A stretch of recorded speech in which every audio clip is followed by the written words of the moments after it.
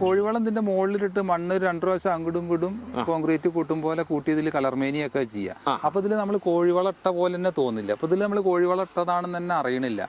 ഇതിൽ കോഴിവളം മാത്രമാണ് ഈ മണ്ണിൽ മിക്സ് ചെയ്യുമ്പോ അതില് കോഴിവളം മാത്രം എന്നിട്ട് അപ്പൊ അത് ആ ചൂട് എഫക്റ്റ് ആവില്ല. ഇല്ല മണ്ണിൽ മിക്സ്ഡ് ആകുമ്പോ ആവില്ല.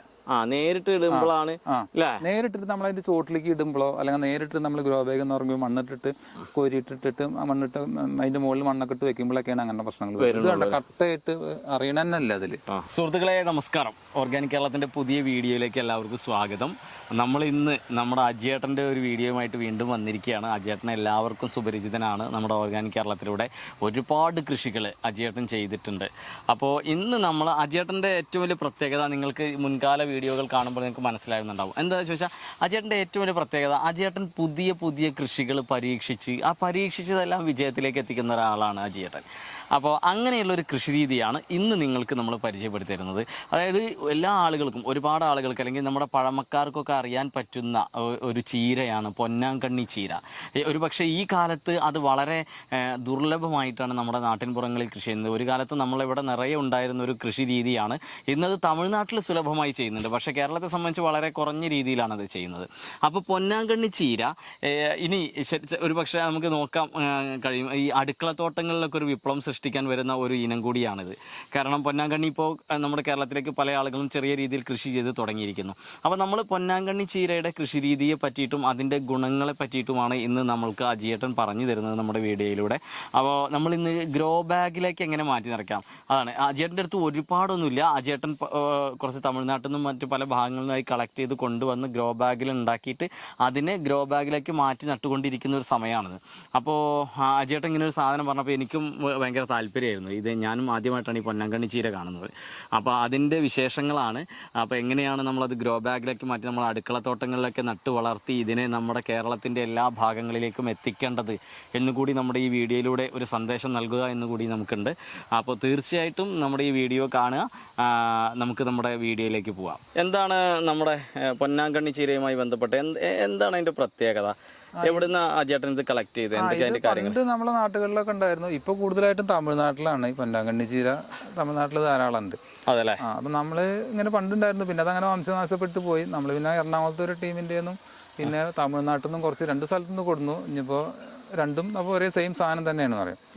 അപ്പോൾ അത് നമുക്ക് കറിക്കും ഒക്കെ വെക്കാൻ പേര് വെക്കാനൊക്കെ വേണ്ടി ഉപയോഗിക്കാൻ വേണ്ടിയിട്ട് അങ്ങനെ കുറച്ച്. പൊന്നാങ്കണ്ണിയുടെ ഒരു പ്രധാന പ്രത്യേകത കണ്ടാൽ ശരിക്കും നമ്മുടെ സാധാ ചീര പോലെയല്ല, നല്ല വ്യത്യാസമുണ്ട്. നമ്മളിവിടെ കാണുന്ന പല ചെടികളുടെ പോലെയൊക്കെ തോന്നുന്നുണ്ട്. അതെ, ഇതിന് ഒട്ടേറെ ഔഷധ ഗുണങ്ങളുണ്ട് പറയുക. പിന്നെ നമുക്ക് കണ്ണിന് കാഴ്ച കുറവുള്ളവർക്ക് കാഴ്ച ശക്തി കൂടുന്നൊക്കെ പറയപ്പെടുന്നുണ്ട് പറയുക. അതെല്ലേ? കാഴ്ച ശക്തി കൂടും. പിന്നെ നമ്മളിത് ഇങ്ങനെ ശരിക്കും വെച്ചാൽ ചില ആളുകൾ പറയുന്നത് എത്രത്തോളം സത്യമാണെന്ന് അറിയില്ല. കാരണം കണ്ണട അടക്കം വെക്കേണ്ട ആവശ്യം വരുന്നില്ല എന്നൊക്കെ പറയപ്പെടുന്നു. നമുക്ക് അനുഭവങ്ങളൊന്നുമില്ല. അപ്പൊ നമ്മളത് കുറച്ച് അതിനും ആവശ്യക്കാർ ധാരാളമാണ്. അപ്പൊ നമ്മൾ അതും കുറച്ച് കൃഷി ചെയ്തിട്ട് ഉപയോഗിക്കാം. അജേട്ടപ്പോ ഇത് കൊണ്ടുവന്നിട്ട് എത്ര കാലമായി? ഞാനിപ്പോ ഇതൊരു 3 മാസമായിട്ടേ ഉള്ളൂ.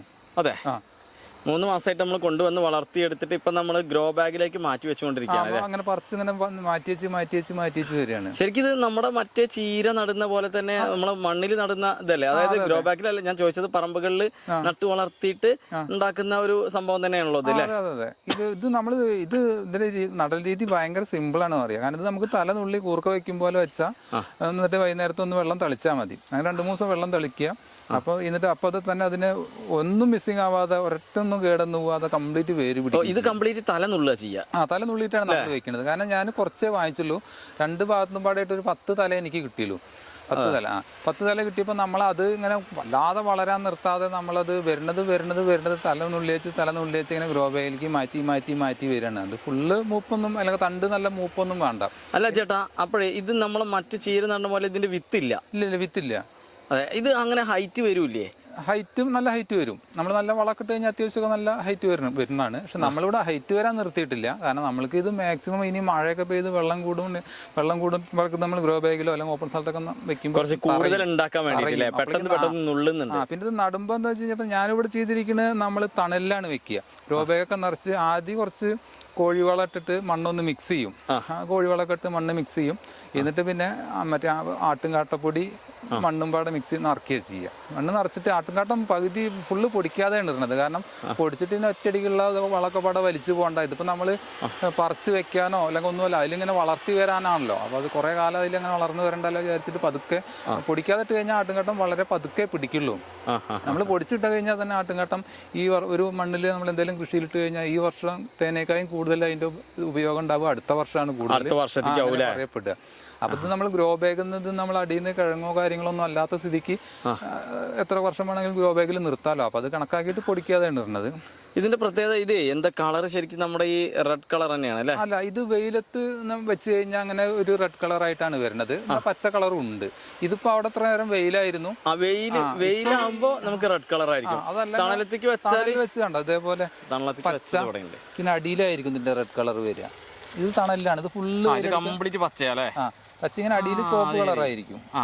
അടിയിൽ ചെറിയ ചോപ്പുണ്ട്. പക്ഷെ വെയിലത്ത് വെച്ച് നല്ല അങ്ങനെ വരുന്നത്. പക്ഷെ എന്താ വെച്ചാൽ വെയിലത്ത് വെക്കുമ്പോഴാണ് നല്ല സൂര്യപ്രകാശം തട്ടുമ്പോഴാണ് നല്ല ഗ്രോത്ത്, നല്ല കുറ്റിബലം വരുന്നത്, നല്ല ആരോഗ്യം വരുന്നത്.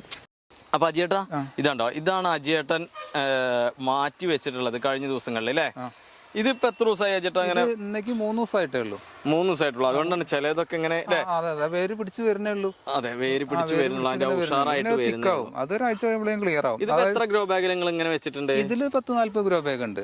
40 ഗ്രോ ബാഗുകൾ ഇങ്ങനെ വെച്ചിട്ടുണ്ട് അല്ലേ? ഗ്രോ ബാഗിൽ വെച്ചിട്ടുണ്ട്. എല്ലാതരം കൃഷികളും നമ്മൾ നോക്കുന്നുണ്ട്. പിന്നെ 1000 ഇതിലുള്ള താമര നമ്മൾ വ്യവസായിക കൃഷി ചെയ്യുന്നുണ്ട്. ഇപ്പൊ ഞങ്ങളുടെ അടുത്ത് 10 ഉണ്ടായിരുന്നു. അത് ഞങ്ങൾ ബൗൾസോട് കൂടിയിട്ട് ആവശ്യക്കാർ ഞങ്ങളടുത്ത് ഒരാളുകൾ വന്നിട്ട് കസ്റ്റമേഴ്സ് വന്നിട്ട് ബൗൾസോട് കൂടിയിട്ട് ഞങ്ങൾ അതായത് വേര് പിടിപ്പിച്ച് സ്റ്റാൻഡിംഗ് ലീഫ് ഒക്കെ വന്ന സാധനം നമ്മൾ ആ ബൗൾസോട് കൂടി അങ്ങനെ കൊടുക്കുന്നുണ്ട്.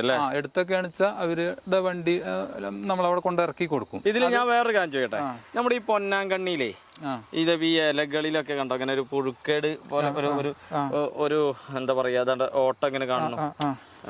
ഇത് എന്താ, അതിന് എന്താണ് ചെയ്യേണ്ടത്? അതിന് പറഞ്ഞു കഴിഞ്ഞാൽ ഇത് നമ്മളിങ്ങനെ വെച്ച് കാരണം തണുപ്പിൽ വെച്ചത് കാരണം അതേപോലെ എന്തോ ഒന്ന് കടിക്കുകയാണ്. ഓപ്പൺ സ്ഥലത്ത് വെക്കുമ്പോൾ വെയിലടിക്കുമ്പോൾ അവരൊന്നും അങ്ങനത്തെ പ്രശ്നം വരുന്നില്ല. നമുക്ക് നമ്മളെ ഗ്രോ ബാഗ് ഒന്ന് നിറച്ച് വെക്കാലോ? എങ്ങനെയാണ് പൊന്നാങ്കണ്ണി ചീര മാറ്റി നടുക എന്നുള്ളതാണ്? ഇത് നമ്മൾ ഗ്രോ ബാഗ് വാങ്ങിക്കുമ്പോൾ ചിലതിൽ 2 ഹോള് 3 ഹോളൊക്കെ ഉള്ളൂ. അപ്പൊ നമ്മൾ വെള്ളം കെട്ടി മഴക്കാലത്ത് ഇപ്പൊ വലിയ പ്രശ്നം വരില്ല. മഴക്കാലത്ത് വെള്ളം നിൽക്കാതിരിക്കാൻ വേണ്ടി നമ്മൾ അടിയിൽ ഇങ്ങനെ ഹോൾസ് ഇട്ട് കൊടുക്കണം പറയാം. നമ്മൾ ഇട്ട് കൊടുക്കണം.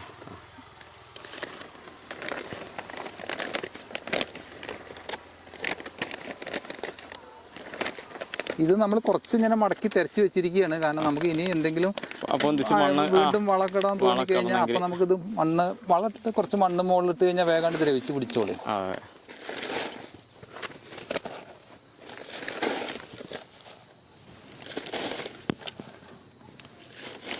നമ്മൾ ഇങ്ങനെ ഇടിച്ച് നിറയ്ക്കണം. ഇല്ലെങ്കിൽ എന്താ പറയുക, ഇവിടെ ഇങ്ങനെ ചുളിവ് വരുള്ളൂ. പിന്നീട് നമുക്കിതൊന്ന് ഫിറ്റ് ചെയ്ത് കഴിഞ്ഞാൽ ഇനി ആട്ടുംകാട്ടാണ് ഇടാൻ പോകണത് പറയാം. പൊടിക്കാത്താണ് ഇടുന്നത് അറിയാം. അത് ഇതിൽ കടന്ന് പൊടിഞ്ഞോളൂ ക്രമേണ. മോള് അങ്ങനെ ഇട്ട് കൊടുത്താൽ മതി അല്ലേ?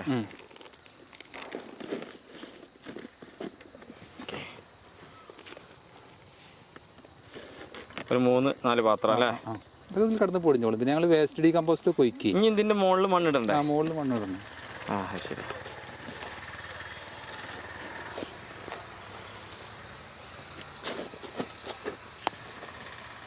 ഇത്രയും താഴോട്ട് ഈ പൊന്നാങ്കണ്ണിയുടെ വേര് പോകൂലേ? വേര് അത്ര അതിനെ കുറിച്ച് ഞങ്ങൾ പറിച്ചെടുത്ത് നോക്കിയിട്ടില്ല എത്ര ആഴത്തിൽ വേര് പോകണ്ടെന്നേ. വേര് പോയാലും അല്ലെങ്കിലും നമുക്ക് പറഞ്ഞു കഴിഞ്ഞാൽ ഈ അതായത് ചൂടടിക്കാതിരിക്കാൻ മണ്ണൊക്കെ നല്ലതാണ്. പെട്ടെന്ന് ഗ്രോ ബാഗ് ഡ്രൈ ആവില്ല. ഇങ്ങനെ നമ്മളിങ്ങനെ ഇങ്ങനെയാണ് ഞാൻ നടാറ് അറിയാം. അങ്ങനെ ഇതിൽ കട്ട് ചെയ്തിട്ട്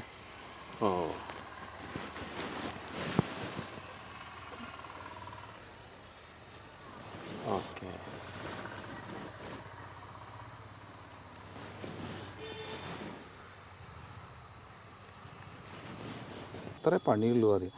ഇതിങ്ങനെ തറച്ചിട്ട് നമ്മൾ അതിൻ്റെ ഇടയിൽ വെള്ളം ഒന്ന് ഇങ്ങനെ ഇതാക്കി ഞെക്കി ഒതുക്കി കൊടുക്കും. അല്ലെങ്കിൽ വെള്ളം ഒഴിക്കുമ്പോൾ മറിയുള്ളൂ.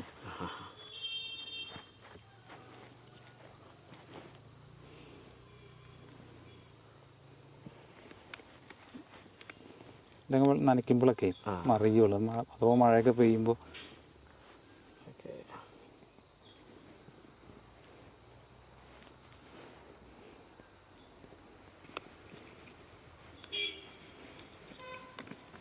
ഇത്ര വേണ്ടു പറയും.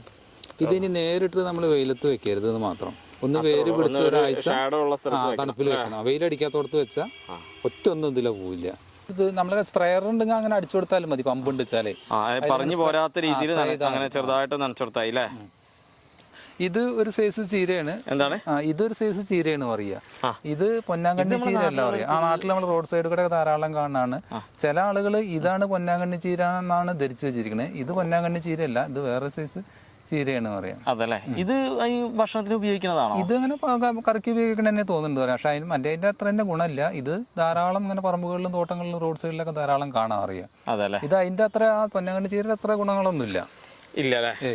സുഹൃത്തുക്കളെ, അപ്പോൾ അജിയേട്ടൻ എന്ന കർഷകനെ ഞാൻ പ്രത്യേകിച്ച് പറയേണ്ട, ഞാൻ തുടക്കത്തിലേ പറഞ്ഞിട്ടുണ്ടായിരുന്നു. അപ്പോൾ അജിയേട്ടൻ്റെ യാത്രകളാണ്, അജിയേട്ടൻ്റെ കൃഷിയോടുള്ള താല്പര്യമാണ് ഇതുപോലെയുള്ള പുതിയ പുതിയ കാര്യങ്ങളും ആശയങ്ങളും അജിയേട്ടൻ്റെ കൃഷിസ്ഥലത്ത് ഉടലെടുത്തുകൊണ്ടിരിക്കുന്നത്. അതായത് അദ്ദേഹം കർണാടക ആയാലും ആന്ധ്ര ആയാലും തമിഴ്നാടായാലും ഒക്കെ പോയിട്ട് കൃഷികൾ കാണുക, കൃഷികളുമായി പരിചയപ്പെട്ട് ഇടപഴകി അവിടുത്തെ കർഷകരുമായി സംസാരിച്ച് ഇതുപോലെയുള്ള നല്ല നമ്മുടെ ആരോഗ്യപ്രദമായ കാര്യങ്ങൾ വിളകളൊക്കെ കൊണ്ടുവന്ന് കൃഷി ചെയ്ത് അവനവനാൽ പറ്റുന്ന രീതിയിൽ അത് ജൈവമായിട്ട് തന്നെ ചെയ്ത് വിജയിപ്പിച്ച് മറ്റുള്ളവരിലേക്ക് കൂടി എത്തിക്കുക എന്നുള്ള വലിയൊരു ധർമ്മം നമ്മുടെ അജിയേട്ടനെ പോലെയുള്ള സത്യസന്ധരായ കർഷകർ നമ്മുടെ നാടുകളിൽ ഇപ്പോഴും ചെയ്യുന്നുണ്ട്. ഇതുപോലെയുള്ള കർഷകരാണ് ലോകമൊട്ടാകെ അറിയേണ്ടത്. കാരണം പൊന്നാങ്കണ്ണി ചീരയെ പോലെയുള്ള ഒരു രണ്ടോ മൂന്നോ കമ്പ് കൊണ്ടുവന്ന് ഇത്രത്തോളം ഒരു 40-50 ഗ്രോ ബാഗുകളിലേക്ക് മാറ്റിയെടുക്കുമ്പോൾ ക്ഷമയുണ്ടല്ലോ, ഞാൻ സത്യത്തിൽ എനിക്ക് അത്ഭുതം തോന്നിയിട്ടുണ്ട്. അപ്പോൾ അജിയേട്ടനെ തീർച്ചയായിട്ടും കോൺടാക്ട് ചെയ്യണം. നിങ്ങൾ അജിയേട്ടൻ്റെ ഈ കൃഷിസ്ഥലത്ത് വന്ന് കാണണം. അജിയേട്ടന് ഒരുപാട് കൃഷികളുണ്ട്, കുറേയൊക്കെ നമ്മൾ ചെയ്തിട്ടുണ്ട്. എങ്കിലും അജിയേട്ടൻ്റെ അടുത്ത് വന്ന് നിങ്ങളെല്ലാവരും നേരിൽ സന്ദർശിക്കണമെന്ന് ഒരാഗ്രഹം കൂടി എനിക്കുണ്ട്. അപ്പോൾ തീർച്ചയായിട്ടും നമ്മൾക്ക് ഇതുപോലെയുള്ള കർഷകരെ തേടിയിട്ടുള്ള യാത്ര തുടരണം. ഓർഗാനിക് കേരളം ഇതുപോലെയുള്ള സത്യസന്ധരായ കർഷകരെ നിങ്ങളുടെ മുമ്പിലേക്ക് ഇനിയും കൊണ്ടുവരും. അപ്പോൾ ഇതുവരെ തന്ന എല്ലാ സപ്പോർട്ടോടും കൂടി കൂടെ ഉണ്ടാവുക. നമുക്ക് ഒട്ടും വൈകാതെ അടുത്തൊരു വീഡിയോയിൽ വീണ്ടും